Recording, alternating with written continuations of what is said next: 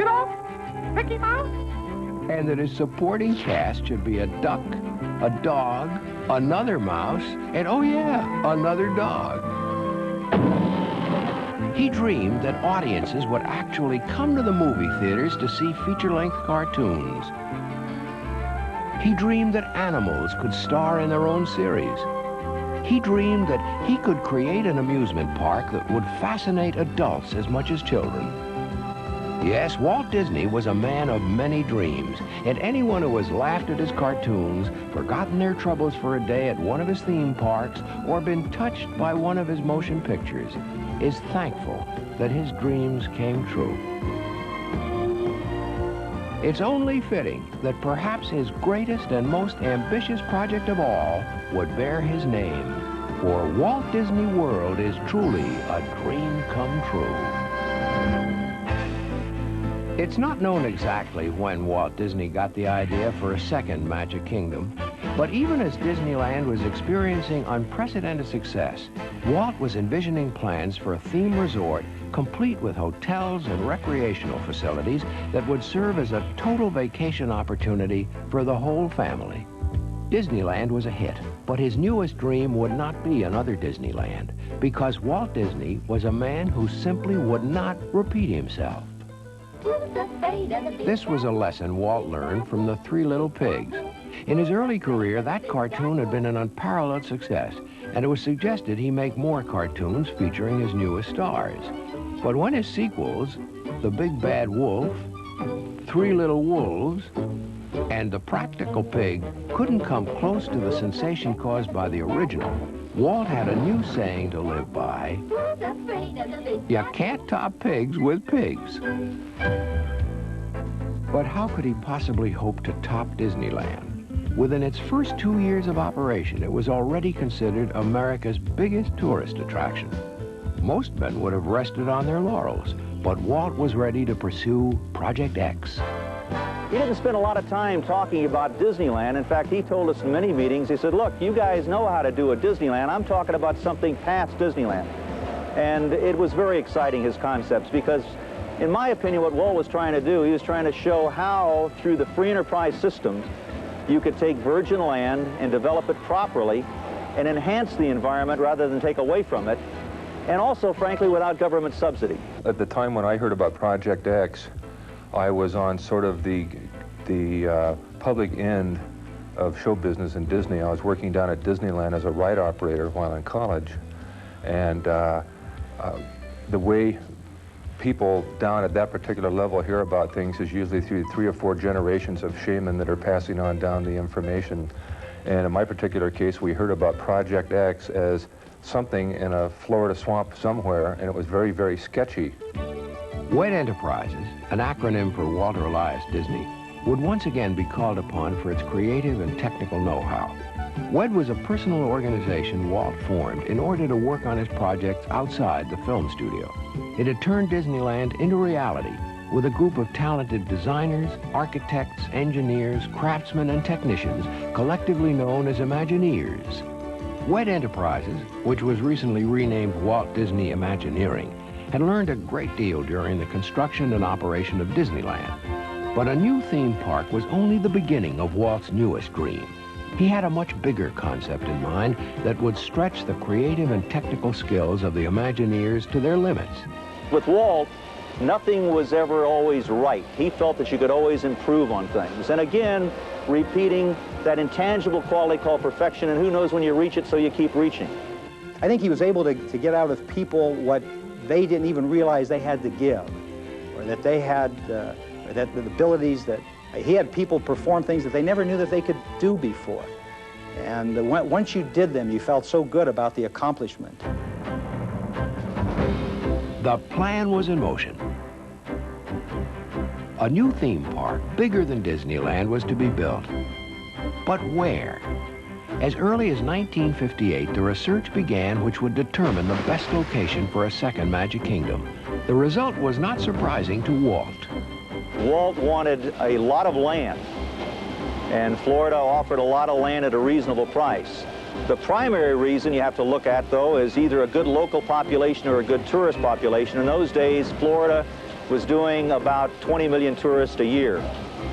The third thing that we needed was major access. There was a major road, I-4, that was going right through the property, an airport very close, so the transportation systems were very, very good. And weather, a very important factor. It rains in Florida, but year-round the Florida weather is very, very good. So those four factors really made Florida the selection quite quickly. There were few mistakes made at Disneyland, but one that Walt was ready to admit and unable to correct was the fact that they hadn't bought enough land to protect the area surrounding the park. He felt that it had become too gaudy and crowded with hotels and fast food places that created a carnival-like atmosphere. He knew they must buy enough land to control the environment around the park because it was the reason people were coming there. Walt was determined this time to find an area that he was sure would be large enough to encompass all his dreams. The process of securing the land had begun with a great deal of secrecy to keep the cost from soaring. As the Disney organization secretly bought parcels of land throughout Central Florida, people began to speculate as to the mystery buyer. It was anybody's guess, and they ranged from Douglas, Lockheed, and Boeing to a nuclear power plant, to Hercules Powder Company. Even Howard Hughes and Rockefeller were mentioned, along with the Ford Motor Company, Leisure World, and, of course, Disney. We set up 5 dummy corporations, and we purchased land keeping the Disney name out of it. In fact, if it hadn't leaked out by an Orlando Sentinel reporter, we probably would have still been buying land.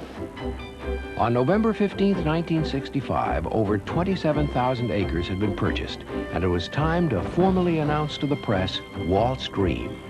It's been a wonderful reception that you've given us here. All the faces seem friendly, and we feel very much at home. And this is a big, exciting project for us, too, you know. And in fact, it's the biggest thing we've ever tackled. As he had done with Disneyland, Walt was soon ready to share his plans for the Florida Disney project with the world, this time on TV. Walt used television as a vehicle to talk about his Disneyland, his park, and those shows in those days were very, very popular and very successful. And anytime we do a special day on Walt Disney World or Disneyland, they're still very popular with the American public. The sketches and plans you will see today are simply a starting point. Our first overall thinking about Disney World. Everything in this room may change time and time again as we move ahead. But the basic philosophy of what we're planning for Disney World is going to remain very much as it is right now.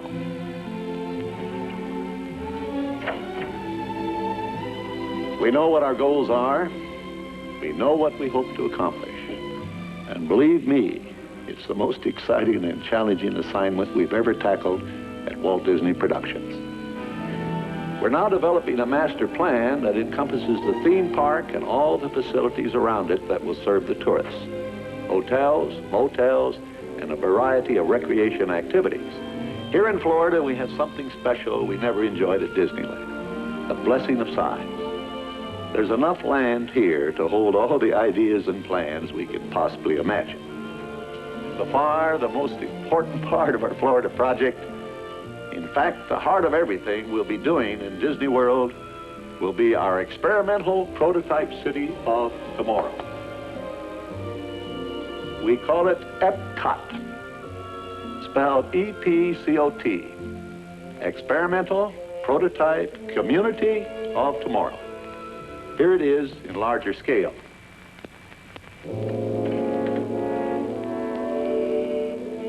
EPCOT will take its cue from the new ideas and new technologies that are now emerging from the creative centers of American industry. It will be a community of tomorrow that will never be completed, but will always be introducing and testing and demonstrating new materials and new systems. And EPCOT will always be a showcase to the world for the ingenuity and imagination of American free enterprise. The initial plan for Disney's development in Florida called for 2 theme parks. The first was a new and expanded version of Disneyland to be called the Magic Kingdom. But the second was the one that fascinated Walt. It was where he would concentrate his energy and creativity. It would become EPCOT, the experimental prototype community of tomorrow. He knew that whatever he did, the best thing that he could do was to create an example. And if he could do exactly what Epcot said it was going to be, an experimental prototype community, and community was a carefully chosen word rather than city, community of tomorrow, that he could set an example so high that people would respond to it, they could sit in it, they could touch it, they could ride in its transportation vehicles, they could live in it. They could then carry that message and those exciting ideas back to their own communities. Walt was soon engrossed with Epcot and wanted to be sure it included every possible scientific advance of the future. So that's what Epcot is, an experimental prototype community that will always be in a state of becoming. It will never cease to be a living blueprint of the future, where people actually live a life they can't find anywhere else in the world. On December 15th, 1966, the world was stunned to learn that Walter Elias Disney, the man who had turned so many dreams into reality, was dead. This is Beach Rogers in the KFWB newsroom. We have a bulletin from Burbank, which is going to sadden the entire world. Walt Disney, the man who built an entertainment empire on a cartoon character, has died today at the age of 65. Of course, he was the creator of Mickey Mouse, the beloved cartoon characters, and Disneyland. Walt Disney, dead at the age of 65 this morning. Shortly after Walt's death, his older brother Roy released this message to the press. As president and chairman of the board of Walt Disney Productions, I want to assure the public, our stockholders, and each of our more than 4,000 employees that we will continue to operate Walt Disney's company in the way that he has established and guided it. Walt Disney spent his entire life and almost every waking hour in the creative planning of motion pictures, Disneyland, television shows, and all the other diversified activities that have carried his name through the years. Around him, Walt Disney gathered the kind of creative people who understood his way of communicating with the public through entertainment. Walt's ways were always unique, and he built a unique organization, a team of creative people that he was justifiably proud of. Well, I think by this time, my staff, my young group of executives are convinced that Walt is right, that quality will out. So I think they're going to stay with that policy because it's proven that it's a good business policy. Give the public everything you can give them. Keep the place as clean as you can keep it. Keep it friendly. You know, make it a real fun place to be. I think they're convinced, and I think that'll hang on after, as you say, after Disney. And once again, Walt was right. His brother took over the Disney World project as it had been known up to the time of Walt's death, and one of his first acts was to officially rename the project Walt Disney World. So, as Roy put it, people will always know that this is Walt's dream. When Walt died, there was a great concern in the part of our company because Roy Disney was actually retiring at that time. And God bless him, he climbed back in the saddle and he asked of some of the executives, what do you guys think? Can we do it without Walt? I think we all said the same thing. We don't know, but we ought to try. Roy Disney even started sitting in creative meetings and put his boots on and was on walkthroughs, and he rode helicopters looking at the property, and his role changed dramatically, and he became the leader that gave us confidence that we could do it. And he worked very hard because, more than anything, Roy wanted to bring into reality the first phase of what his brother had in mind. The construction of Walt Disney World was an enormous task. At its peak in 1970, it represented the largest private construction project in the United States. The first time that most of us had really seen the Walt Disney World property was in the fall of 1967, and at that time, the only thing that had been done, or there were two things that had been done on the land. One was to begin a tree farm where we were testing certain varieties of trees to see whether they could be grown in that kind of soil and climate. And the second was a clearing of about 100 acres where the Magic Kingdom was. In fact, we put a big white mark in the middle with an X in the middle of it, and that was the center where the castle was going to go in the Magic Kingdom. And if you stood at that spot and looked around you, there was nothing. And so it was very difficult to say that 1 mile over in that direction we were going to put the Contemporary Resort Hotel, and another half mile in this direction is where the Polynesian Village was going to go, and the parking area would go 2 miles that way. So what we determined to do was to do a stakeout, and the stakeout was done primarily with large balloons so that you could stand at various places on the project and be able to see where those developments were going to go.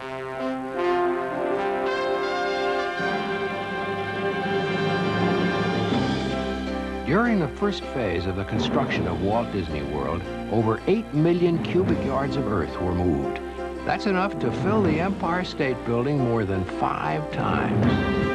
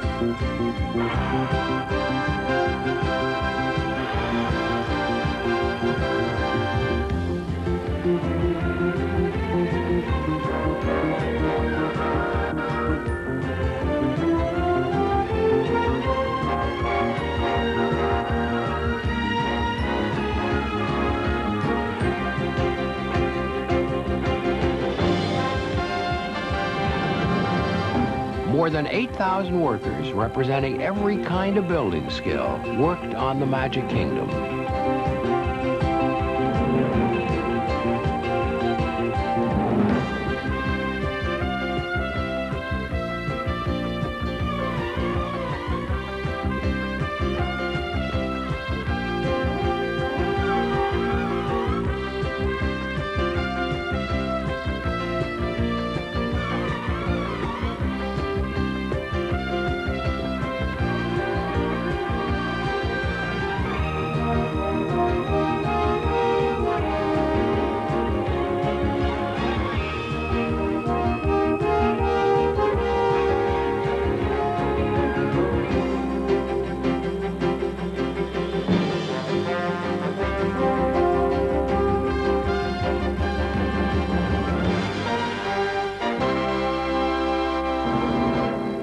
In the words of Walt Disney, you can dream, create, design, and build the most wonderful place in the world, but it requires people to make the dream a reality. On October 1st, 1971, the grandest of all of Walt Disney's dreams became a reality. Walt Disney World is a tribute to the philosophy and the life of Walter Elias Disney, and to the talents, the dedication, and the loyalty of the entire Disney organization that made Walt Disney's dream come true. Roy Disney picked up the ball and dedicated himself to making Walt Disney's dream of Walt Disney World a reality, and Roy Disney was a tremendous support and driving force to really carry out his brother's great dream. Our entire company, to a person, directed their energies in one direction, and that was to get Walt Disney World open. It was a tough opening, but we made it, and I think that's the great thing about our company. When we turn our energies in one direction, there isn't anything that we can't do. We all remember seeing years ago those slick, futuristic drawings saying what the future of the American city was going to be. Gleaming buildings, fast monorails, people in one place, cars in another. Well, this is the future, and none of it has happened. Nobody has done it but Disney. It is the most imaginative and most effective piece of urban planning in America. On this, they have built roads, transportation systems, lakes, golf courses, campgrounds, riding stables, stores, hotels, and so on.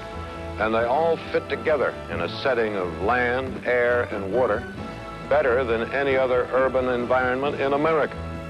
Although Walt Disney never lived to see Walt Disney World, there's little doubt that it fulfills his dream of providing a complete vacation destination for the entire family. When you enter the Magic Kingdom, 6 unique lands await you: Main Street USA, Fantasyland, Frontierland, Adventureland, Liberty Square, and Tomorrowland. A very defined philosophy was applied to the planning of Walt Disney World. Walt didn't want the guests to see the world they live in while they're in the park. He wanted them to feel they're in another world. Great attention has been given to colors and architecture to ensure that there is a smooth blending from one area to another. Just inside the gates of the Magic Kingdom, guests are first taken back to the good old days as they stroll down Main Street USA, designed as a small American town around the 1900s. Its quaint buildings have been built at about 7/8 scale at street level and smaller at the higher stories. This bit of Disney Imagineering creates a much more intimate setting. And if one chooses to walk rather than ride in one of the horse-drawn trolleys or vintage horseless carriages, they'll find their legs won't get quite so tired because of a special resilient asphalt used to pave the walks. Located along Main Street are many shops, a railroad station, a firehouse, a penny arcade, and at the Main Street Cinema, one of Walt's old friends can be seen in his first sound cartoon.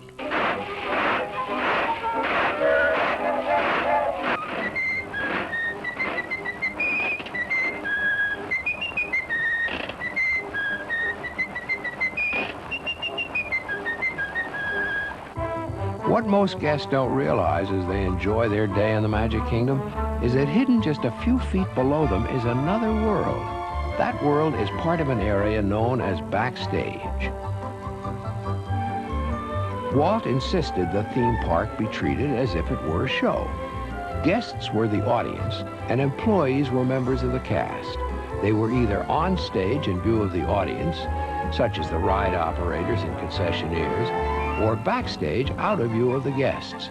The backstage area beneath the Magic Kingdom enables cast members to keep the show above moving smoothly. Innovatively designed with a series of crisscrossing corridors called utilidors that cover nearly 9 acres, this urban basement allows maintenance trucks, supplies, and cast members to move freely from one section of the park to another without disturbing the guests. Makeup rooms, dressing rooms, design and decorating facilities are just some of the departments found here. The wardrobe department is one of the most extensive, providing costumes for the largest show anywhere, a cast of nearly 20,000. We have a very important function that goes on in our wardrobe departments every day, and that's issuing clean costumes to all our employees and making sure that they fit right and that they're clean and pressed and neat and that they are up to work on time. So we have a very timely job to do also. The costumed employees at Walt Disney World do not take their costumes home with them. We maintain everything on property. We do their laundry for them. Every day we give them a clean costume. We provide lockers for them where they can lock their own personal clothes up. when they're working in their costume. We repair their costumes. That's what's going on right here. The buttons are being sewn back on. The zippers that don't work anymore are being replaced. The hems that are falling out are being repaired for them. So it's a total service for the employee as far as costume maintenance, repair, and laundry is concerned. Even though we're not here to set fashion trends or anything like that, Minnie Mouse definitely has a new look this year. This is the year of Minnie, totally Minnie. We want her more updated and competing in the marketplace almost with the other females that are out there also. Walt Disney dedicated Fantasyland to the young at heart, to those who believe that when you wish upon a star, your dreams come true. Cinderella's castle is the landmark entrance to Fantasyland. Its foyer walls contain 5 mosaic panels illustrating scenes from this classic fairy tale. Just inside the castle courtyard sits a graceful bronze statue of Cinderella. Once you pass through the castle, you've entered what Walt called a timeless land of entertainment. Inspired by Disney's classic animated films, Fantasyland is for young and old.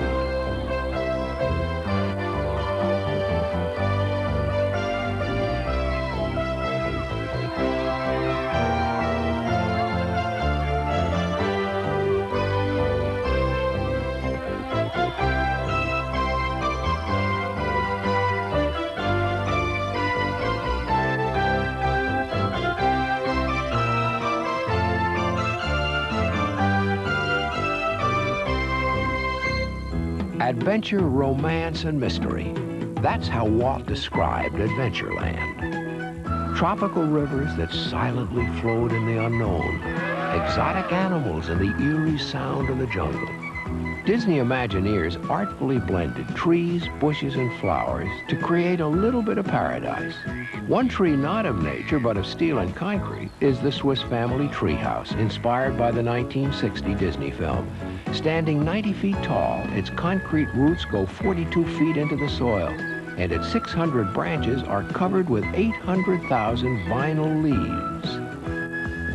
Like its forerunner at Disneyland, the Pirates of the Caribbean at Walt Disney World is a very popular Adventureland attraction that features a fun-loving band of buccaneers.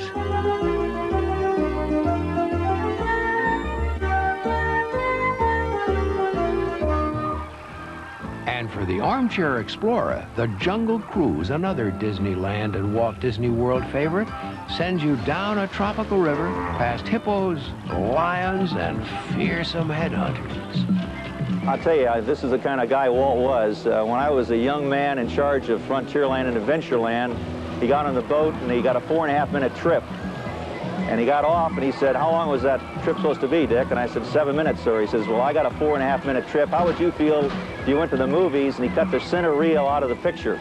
He said, "I went through that hippo pool so fast I couldn't tell whether they were rhinos or hippos."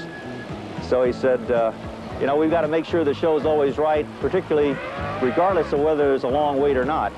He gave me 3 weeks to shape it up, and he came back in 3 weeks. And he went on the first boat, the second boat, the third boat. We only had 7 in those days, and he went on all 7 of them. Got off the boat and said, "Thumbs up." Frontierland was Walt's tribute to the faith, courage, and ingenuity of the pioneers who blazed the trails across America. Recreated like the old weathered western towns of the 1800s, Frontierland is built along the Rivers of America waterway. Whether the boat is a Mississippi sternwheeler, a keel boat, or a log raft, passengers get a first-hand glimpse at Tom Sawyer Island, an Indian village, and reaching 197 feet into the air, the highest mountain in Florida, Big Thunder Mountain. Its runaway mine trains offer the wildest ride in the wilderness. At Grizzly Hall, mechanical musicians serenade guests in a hand-clapping production called the Country Bear Jamboree. No less than 17 bears, a raccoon, and talking buffalo, stag and moose heads put on a show that's a tribute to Disney Imagineering and the process they created called audio animatronics. The bands will play now in the good old key of G.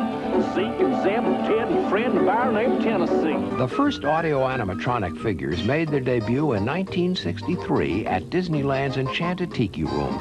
As the name implies, audio animatronics combines sound, animation, and electronics in a technique Walt described as another dimension of animation. Well, it's a sort of another door that's opened for us. You see, our whole 40-some-odd years here has been in the world of making things move, inanimate things move. From a drawing, through all kinds of any little props and things, through the use of electronics. It's a tape mechanism that the tape, it's like a programming or sequencing when they do a missile, when they're sending some missile to the moon, say. At different stages, at different times, things must happen. That's all programmed, predetermined. So our show is put on that tape, and it's programmed from this tape. And we run it off a little 1-inch tape that has 14 tracks. And on each track, we can get up to 16 signals. Now, those little signals go and impulse this figure and make the figure move, make the figure talk. Now, these are not working from tape. These are manually controlled. This little gizmo here, kind of like a joystick on the old type airplanes, is what gives us a chance to program the bird. And as we work this and get all the little movements that we want in the bird out, we record it on the tape. And then from then on, the tape will do everything that we've done here.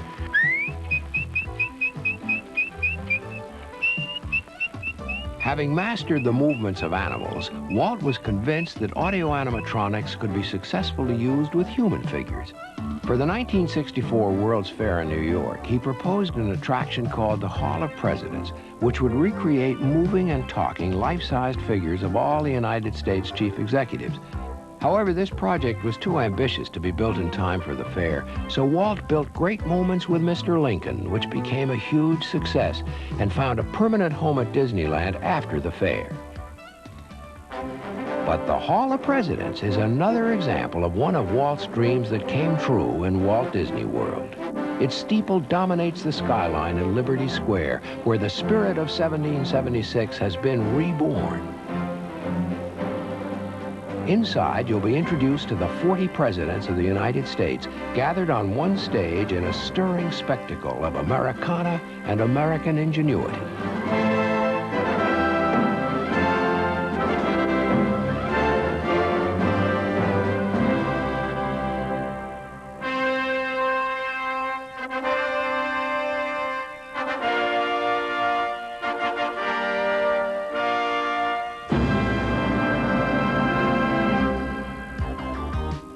And just around the corner from the Hall of Presidents, the Disney Imagineers have created a poltergeist paradise known as the Haunted Mansion.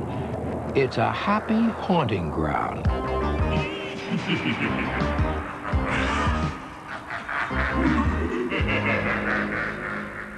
Just as Frontierland and Liberty Square take a nostalgic look at our past, Tomorrowland takes a bold look into the future.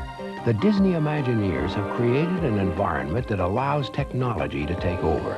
Racing through the cosmos in Space Mountain, soaring in a star jet on a high-speed adventure, taking a lap in a Grand Prix racer, or even a trip to Mars.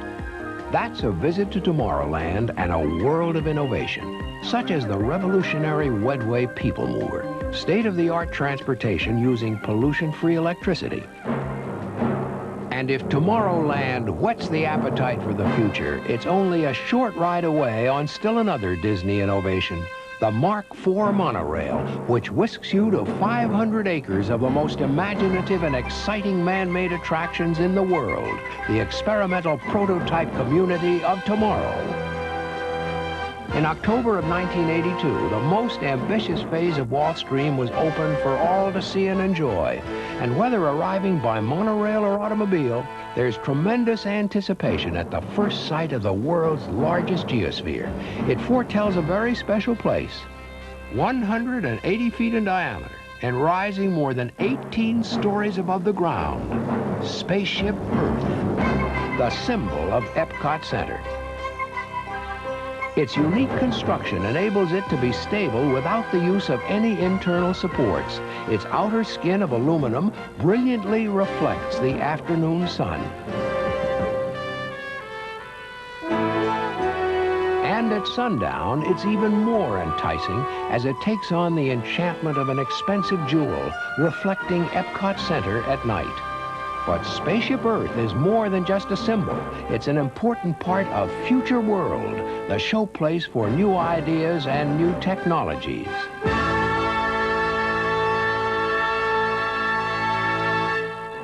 Spaceship Earth tells the history of communications as guests spiral up the geosphere, following a storyline conceived by science fiction author Ray Bradbury.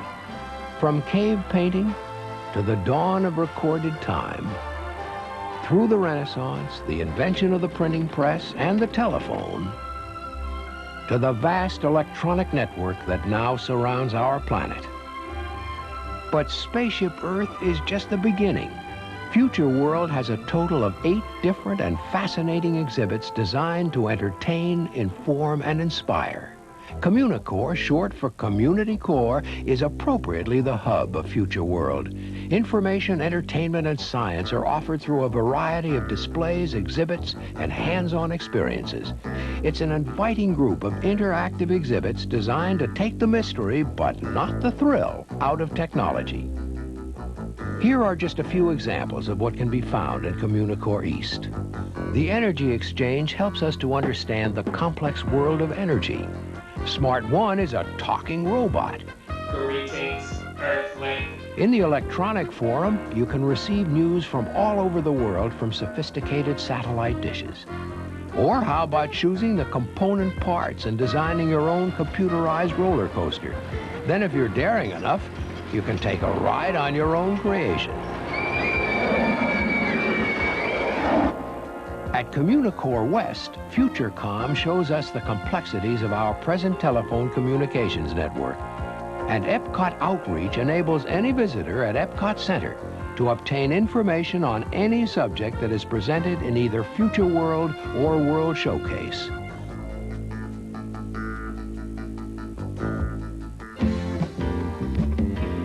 Universe of Energy is appropriately named as it generates nearly 15% of the power necessary to run itself.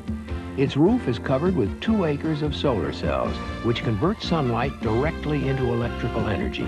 Inside, large theater cars designed to carry up to 97 guests glide past dioramas which help to illustrate the formation of fossil fuels. And large format motion pictures with their screens stretching 220 degrees around the audience, showing possible new energy sources for the future. Horizons is housed in a building resembling a gigantic gem. Designed to show us tomorrow's world, Horizon's first stop is to look back at what our ancestors thought tomorrow would be like. Jules Verne's moon rocket design was complete with Egg Maker. And the modern home would include a housekeeping robot that would free us to devote more time to space-age grooming. As for today's future, you'll travel into a 21st century undersea habitat, or look into a desert community with genetically engineered crops.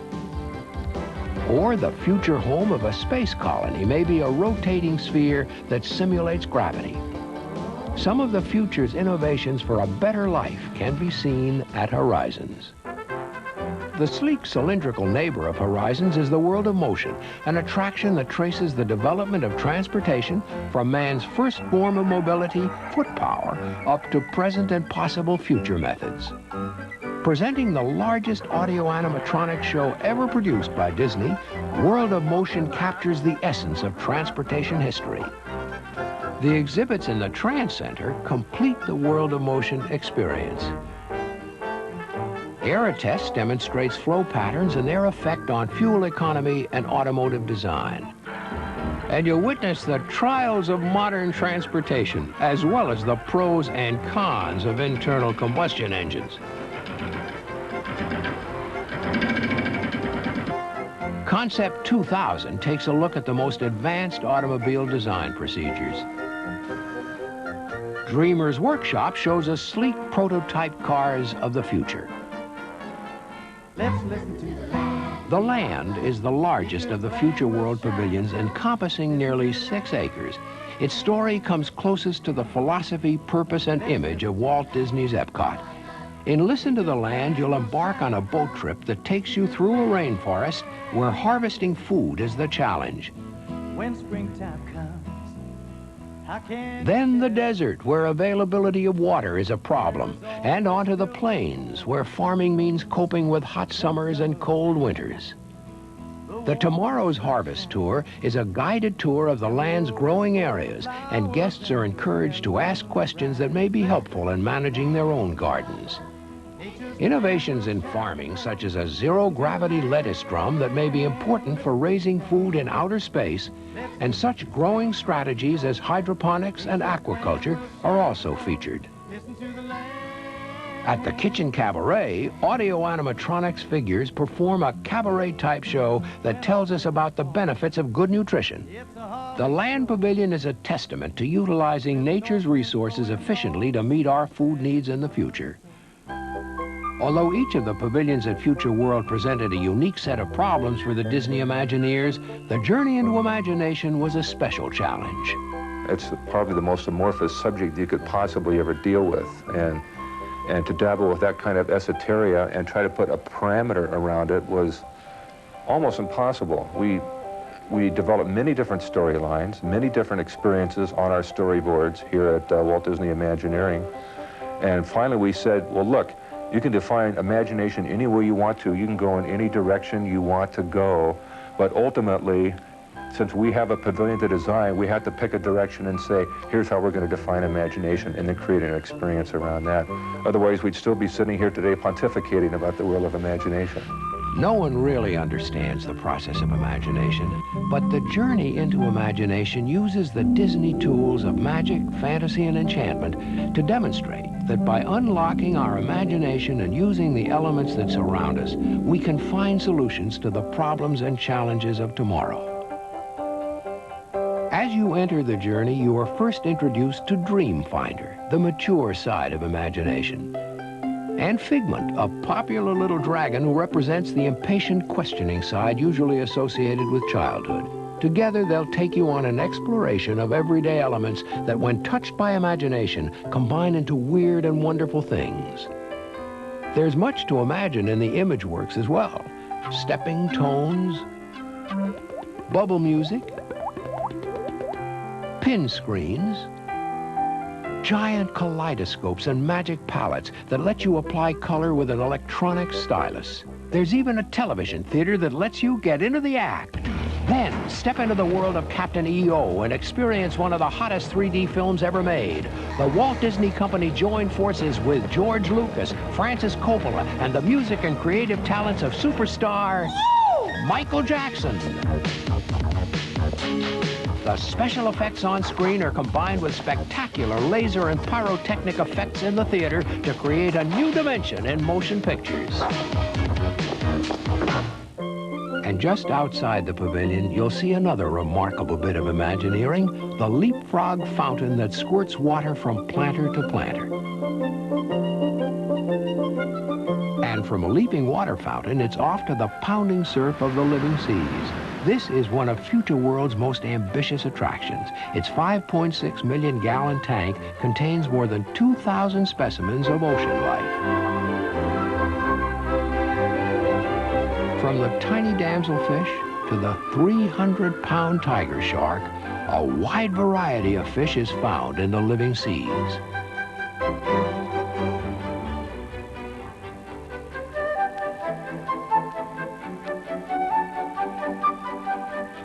Divers are a common sight as they perform ongoing experiments with the plant and animal life found in this living laboratory.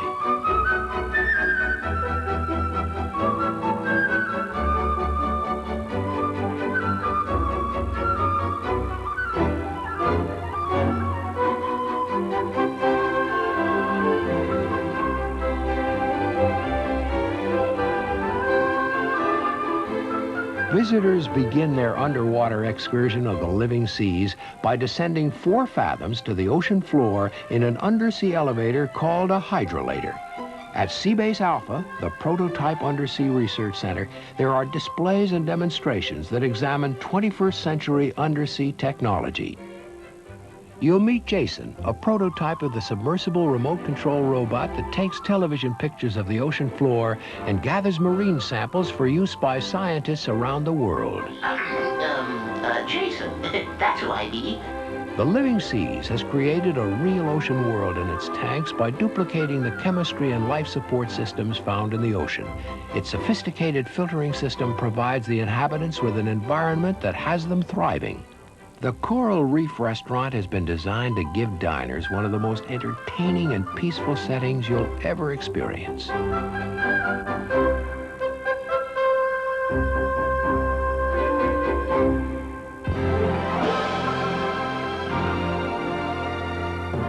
Future World. It brings together the technical know-how of American industry and the creative imagination of the Disney organization, just as Walt Disney dreamed.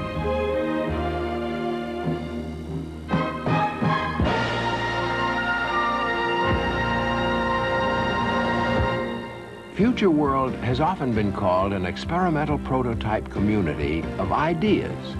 And just across the lagoon from Future World lies World Showcase, an experimental prototype community of nations. World Showcase brings us the sights, sounds, and of course foods of many of the world's great countries. You can visit a pyramid in Mexico, feast on fettuccine in Rome, see Doge's Palace in Venice, or have your picture taken in front of the Torii Gates of Japan, all within a comfortable stroll of one another. The famous landmarks of each of the countries have been duplicated with amazing attention to detail. Many, such as the Eiffel Tower, have been scaled down for World Showcase from their original blueprints. The host pavilion and centerpiece of World Showcase is the American Adventure. This colonial-style structure houses 35 of the most lifelike audio animatronics figures performing in front of the world's largest rear projection screen. Sometimes the film was matched up with an audio animatronics figure, like in the American Adventure, which is one of the assignments that I had, was to develop a compression of American history and down to a less than 30-minute show, which was certainly a challenge at its best. And also selecting the events that would go into that show was, and today continues to be a challenge in terms of trying to explain to some people why we picked certain events to make known in the American Adventure. In the American Adventure, you'll witness the events that shaped America. In Mexico, you'll take a boat cruise through its ancient past and onto colonial and modern times. The songs, dances, and of course food are all authentically Mexican.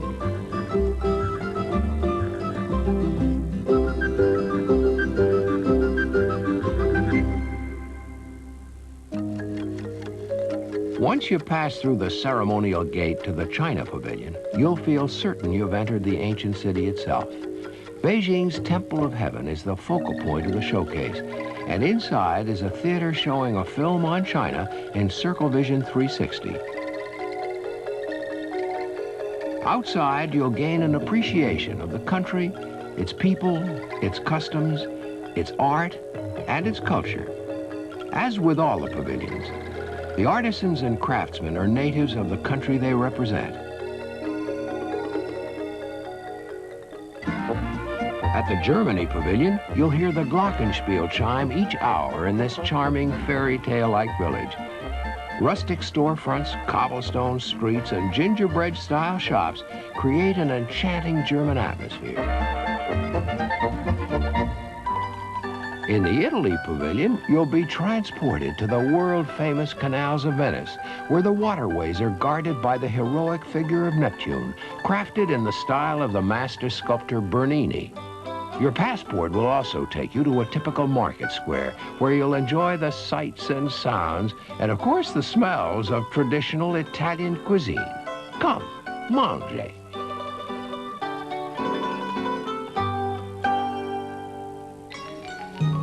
In Japan, good luck will follow through the time-honored Torii Gate to an ancient Buddhist shrine. Walk this oasis of serenity where the path leads to an array of elegant Japanese shops.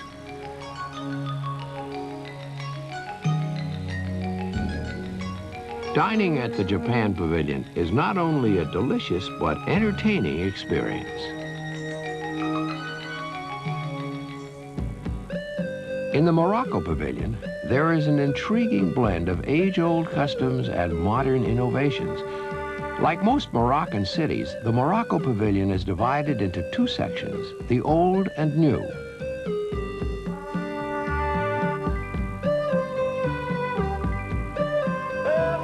The beautiful mosaic art found in the architecture was done by 19 Moroccan artists brought from their homeland.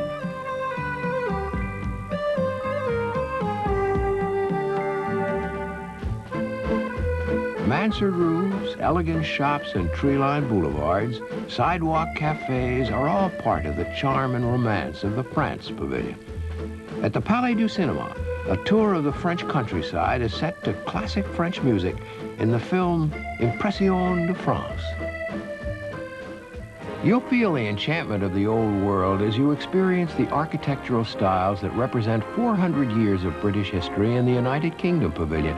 And what could be more a part of that history than a typical Victorian-style English pub?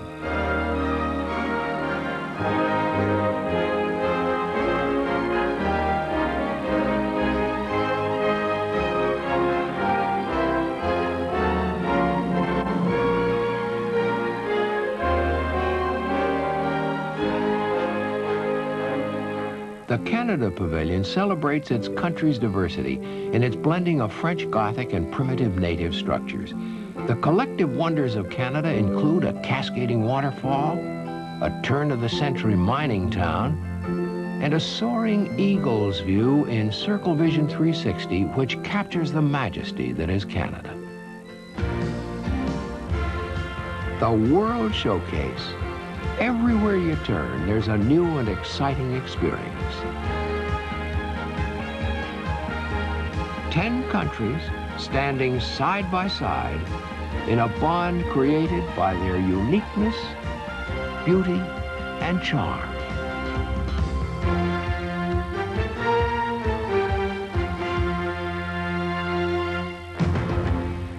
Epcot Center, the showplace for new ideas and new technologies. It will be a community of tomorrow that will never be completed, but will always be introducing and testing and demonstrating new materials and new systems. In keeping with Walt's philosophy, special legislation was passed by the state of Florida in 1967. The Epcot Building Code, administered by the Reedy Creek Improvement District, has allowed innovative building materials and systems to be used at Walt Disney World since its very inception. Here are some examples. A modern automated central energy plant controls the flow of power, heating, cooling, and other energy sources.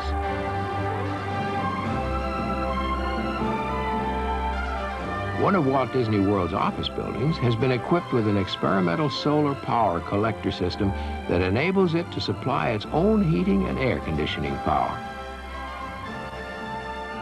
Walt Disney World was the first facility in the United States to install a Swedish AVAC trash disposal system. Trash is deposited in centrally located receptacles and is transported at speeds up to 60 miles per hour through underground pneumatic tubes to a central collection station. In addition to being colorful, the pesky water hyacinth is proving to be a successful wastewater purifier. This prototype program is also experimenting with the byproduct of the purification process as a source of energy and an agricultural soil conditioner. Conservation has long been an objective in the planning of Walt Disney World. The master plan has been to provide a practical balance between recreational, residential, and commercial uses of the 43-square-mile site. The natural beauty of the land is being preserved and quite often enhanced, while still offering permanent protection to those areas valuable to wildlife. To this end, 7,500 acres of Walt Disney World have been set aside as a conservation refuge for rare plants and animals.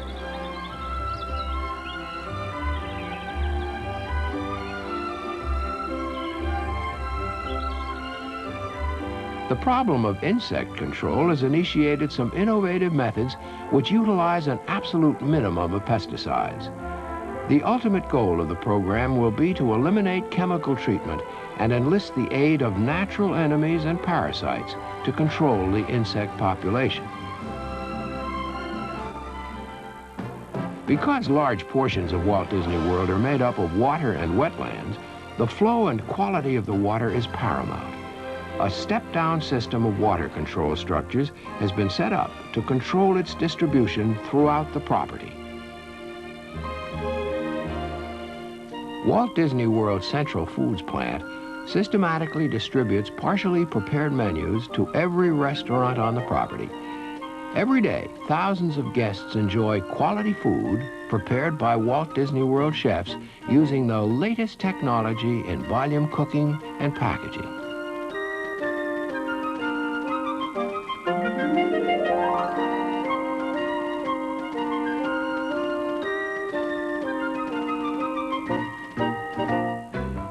Computers are used as a 24-hour monitoring system for fire safety, as well as utility and maintenance purposes. And with a system called DAX, or Digital Animation Control System, the park's hundreds of audio animatronics figures perform on cue during their many shows.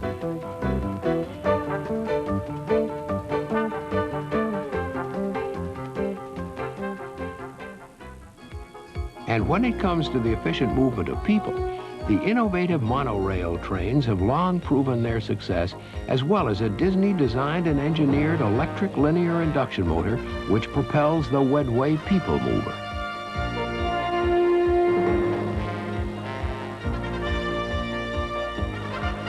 People, whether they're moving or not, are a great concern of Walt Disney World, from its guests to its employees.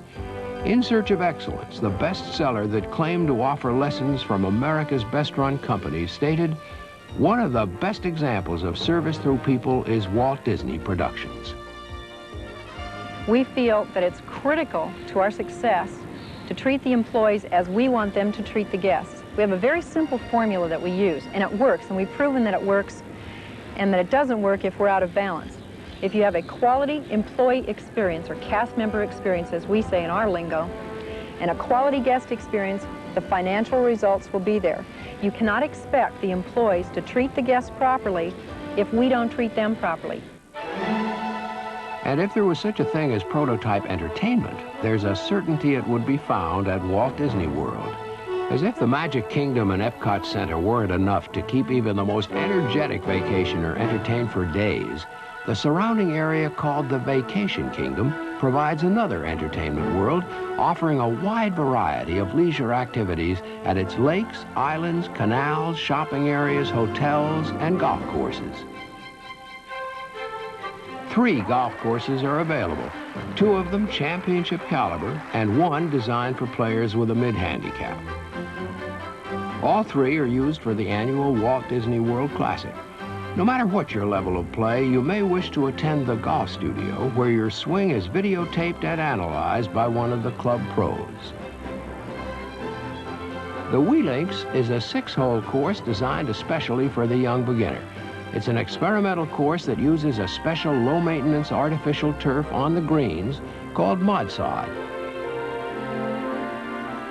Discovery Island was a scruffy patch of green until the Disney Imagineers transformed it into a tropical haven for rare and endangered species from all over the world. Over 500 creatures make their home here and are given many opportunities to roam free. Discovery Island's conservation efforts were officially recognized in 1981, when this island was made an accredited zoological park by the American Association of Zoological Parks and Aquariums. You can rough it on the nearly 650-acre Fort Wilderness campground, where you'll find canoeing, horseback riding, hiking, and bicycling. There's also a petting farm with pygmy goats and other friendly animals.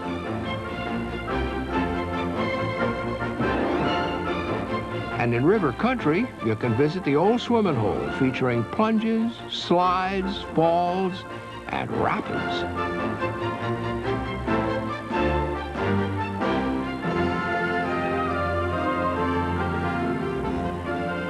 I think the one thing that we've never been short of in this company is dreams. And as long as there's an imagination in the world, as Walt said once, will never be completed. The never-ending task of maintaining, upgrading, and revolutionizing Walt Disney World continues to keep the Disney Imagineers very busy. But how do they keep topping themselves? So we're constantly challenging our designers to stay on the leading edge, and by all means, if you want to break all the rules in developing your concept, break the rules. Because the only person that has a breakthrough in any kind of entertainment medium is the one who breaks the rule to do it. So that's a way we try to free up our Imagineers to work when they're trying to create new attractions. And that's how we're getting a leading edge thing that I'm very confident is going to keep us ahead in the future. And the future for Walt Disney World looks very bright, with several fine projects that will soon leap from the drawing boards to reality. First, a little Hollywood is coming to Florida with the Disney MGM Studio Tour. This project will be the third theme park at Walt Disney World. It covers about 110 acres, and it really is two projects in one. There's a theme park, which is this area here, which is all about Hollywood and all about the movies. And then there'll be a working Walt Disney Pictures studio, which will be built in Florida as well. The theme park, we're drawing on Hollywood in its heyday in the 1940s. We're using the glamour of Hollywood and Hollywood's history as the basis for the shows, for the architecture, and all of the theming and live entertainment that will be part of the theme park. And then in the studio, you'll really be seeing the reality of Hollywood. And we have an advantage now in that this is the first time that a studio's been built from the very beginning with the intent of having a tour. So all of the facilities are designed so the guests will have the ability to walk through just about every aspect of film production. This model, which is laid out in front of me, is an 8th scale working tool for us. We've used it to help us develop the overall plan of the project, and also in developing the architectural styling for each one of the individual buildings. The large building, which is directly in front of me, which has the Chinese Theater as its main entrance, is the Great Moments at the Movies attraction. For the architectural styling of most of the buildings, we've taken bits and pieces of what we think are the best aspects of Hollywood in its heyday.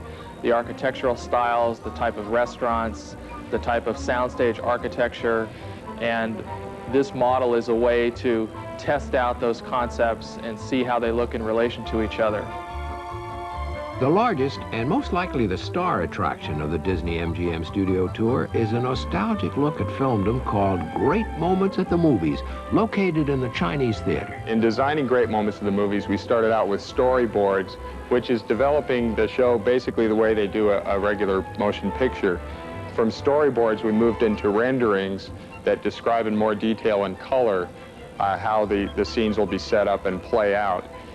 And as we do in all of our attractions, we're developing this into a 1/4-inch rough study model where we can figure out spatial relationships, locations of set pieces, and how all of the scenes will be laid out. In this attraction, one thing that's really special is we're combining live actors and audio animatronic figures for the first time, and I think that our guests will be in for some real surprises. And just a few steps from the surprises found in Great Moments at the Movies is an attraction based on the history of television called the Video Theater. Here, guests may go from onlookers to participants.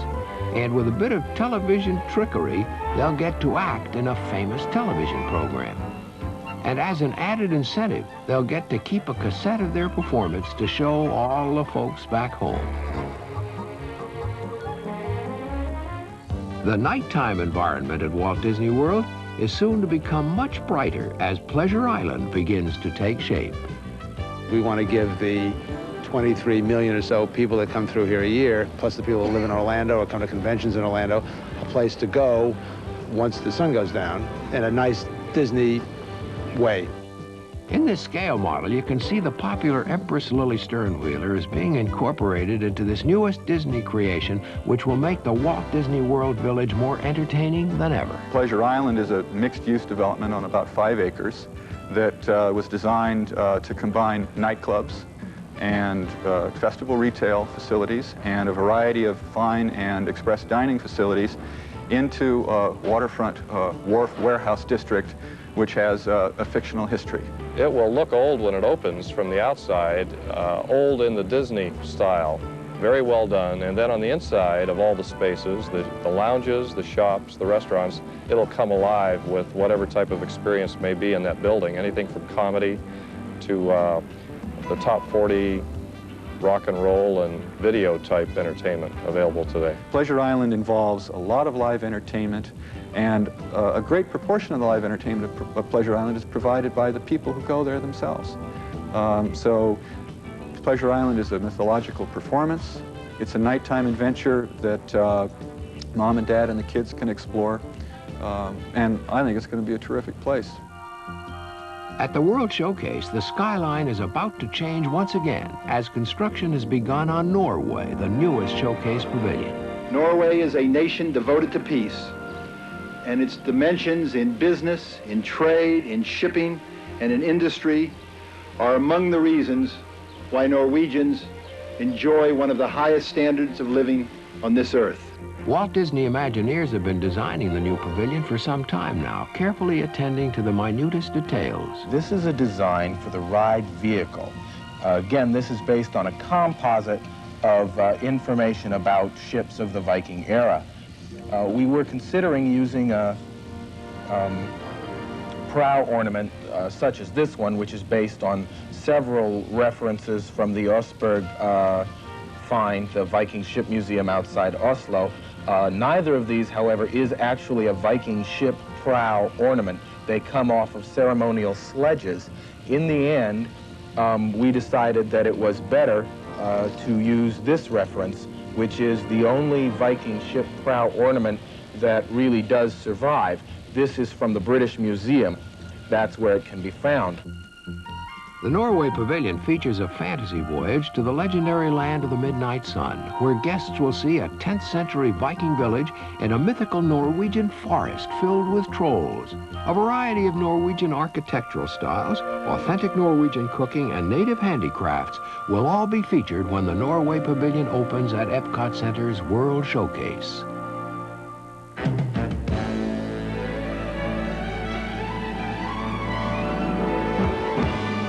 Well, that's Walt Disney World, a very special place. Inside its gates, you'll feel the happiness of days gone by while sensing the promise of the future. It was conceived by a very special man, Walt Disney, who taught us that our imagination is limitless and our dreams can come true.